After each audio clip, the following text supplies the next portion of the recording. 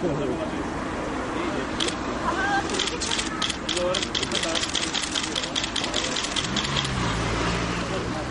sme definitívne dali do užívania pre motoristov nielen tunel Bôrik, ale celú zostávajúcu časť prvého úseku diaľnice D1 Mengusovce-Jánovce.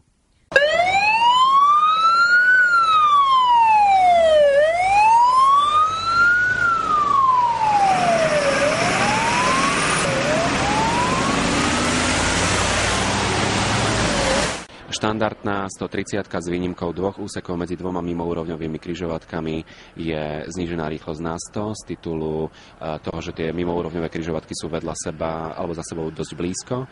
No a potom samozrejme štandardne tunel, kde je štandardná 80 km rýchlosť.